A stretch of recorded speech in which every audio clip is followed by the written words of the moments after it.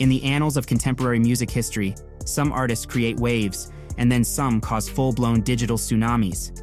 In the mid-2000s, a young rapper from Chicago named DeAndre Cortez Way, better known as Soulja Boy, did precisely that. With an infectious beat and an accompanying dance that swept through the digital realm like wildfire, Soulja Boy's Crank That transformed him from an aspiring artist into a cultural icon.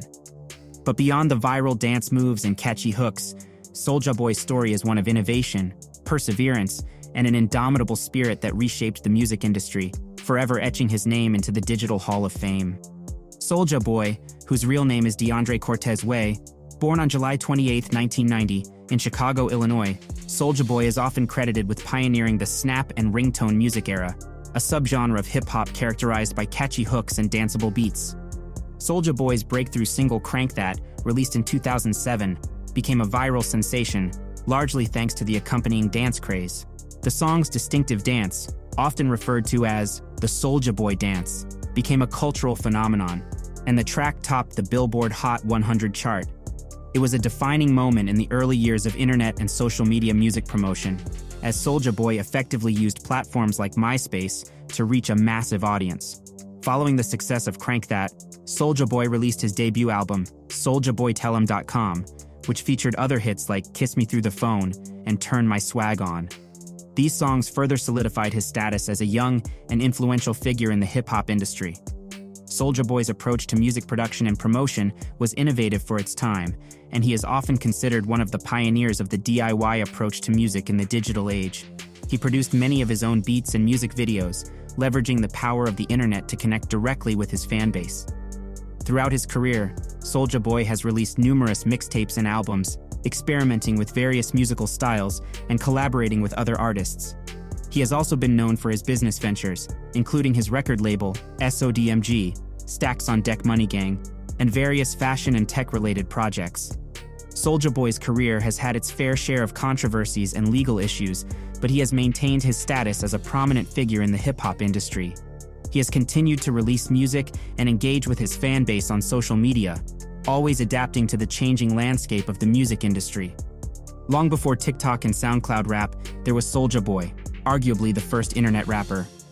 Finding success on the website SoundClick and going viral thanks to a dance associated with his debut single, Soulja Boy, DeAndre Way, showed the possibility of what the internet could do with hip-hop. That's why he's been invited to take part in the 2023 BET Awards tribute to hip-hop's 50th anniversary.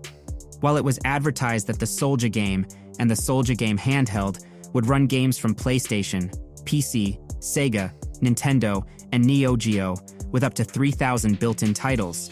Some gamers were suspicious that these consoles weren't real when Soulja released them in December 2018.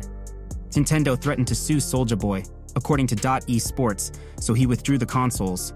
However, on January 12th, he unveiled the Soulja Game handheld, a handheld device that resembles a PlayStation Vita. According to IGN, these were just renamed emulators rather than a new system, and he ceased selling them altogether in 2019. Regarding the video game dispute, he told Rolling Stone, "Honestly, I feel that everything is 100% legit, and there will be no reason for any legal ramifications or anything like that. Honestly, I don't have any worries at all, any concerns, because everything we're doing is legit. It's been researched. Everything has been basically confirmed that it's a green light and we're good. It's partly the people from the outside looking in that aren't understanding the type of deals that were made behind the scenes that are worried."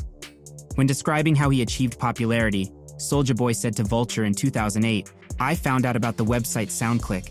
You'd post MP3s and people would rate on your music and you'd get put on charts. I had this song called Do Do Head. It was this stupid comedic song. And after a few weeks, it went #1 on the charts and everyone started coming to my page looking for new music. Then I found MySpace, made my first page, and linked the MySpace page from SoundClick. Really all my MySpace views came from SoundClick, and my YouTube clicks came from MySpace. They fed off each other." With 2015's Loyalty being the most recent, he has released 3 additional big label records since his 2007 debut. He's put out a few indie albums and a ton of mixtapes. Although he has put out several singles, none of them have been as successful as Crank That. Soulja Boy's fame stemmed from his usage of YouTube to help promote and create buzz for his songs, making him well known even before he signed with Interscope Records. Soulja, one of the first rappers to use YouTube, saw tens of millions of views for his Crank That Soulja Boy video, a first for a relatively unknown musician.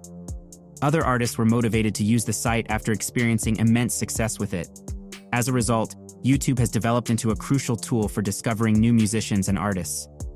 Soulja Boy showed himself to be ahead of the curve even before rappers were employing software to make songs from the comfort of their bedrooms. He used FL Studio to create the tracks for SouljaBoyTellHim.com, his debut album. During a 2007 visit to Rap City, Soulja described to 50 Cent the process of creating his album, calling it just a PC. Yes, without any instruments at all. All that was needed was a computer, FL Studio software, and a rhythm. You know what I'm saying? Yeah. Well, that's hot, man. I mean, you wrote the record, you produced the record yourself. Yeah. I mean, how did that happen? Yeah, when I was coming up for the concept for the record, you know what I'm saying? I was doing the beat, you know what I'm saying? Like, I've been doing my beats for a minute. So I added like the snap with the steel drum and the crazy sound effects and all that. So, I mean, but what did you use to actually produce the record? just a PC. A PC. Yeah. No instruments, and then just a PC and a software on there called FL Studio and just the beat, and that was it. And you Among the most significant musicians of this generation are frequently Lil Wayne, Drake, and Gucci Mane. However, Soulja Boy is the most qualified candidate among that bunch. Rap purists first saw Soulja as the opposite of what hip-hop represented. Still, over time, aspiring rappers wanted to break through with her straightforward lyrics, catchy refrains, and understated production. You can definitely detect elements of Soulja's style in the tracks of today's mumble rap group. Soulja first rose to fame on SoundClick. By using a variety of social media sites to interact with his followers directly, he was able to build a relationship with them that had never been witnessed before. The rapper, who was initially more well-known among independent musicians, gained recognition from record labels as well as other artists when he was able to convert online fervor into mainstream fame. With the transition of the music industry from analog to digital, social networking became essential for musicians to thrive, and Soulja Boy led the way in this development. On the album, Soulja also deftly walked the fine line between retaining his young innocence and producing songs with a sense of maturity. The intense song Let Me Get 'Em, which is replete with gunfire, begins with a lighthearted PSA explaining that shootout is actually a dance and that the song is not really about weapons. The album features a range of sounds produced by Soulja, such as the electric guitar sample on Snap and Roll, and the bass that sounds like it was in a car crash on Pass It to Arab. Throughout the album, all of the sounds blend to create a beautiful chaos that sounds like a terrific party that's about to go crazy and get shot up. It was refreshing at a time when Blue and Lupe Fiasco were the talk of the internet.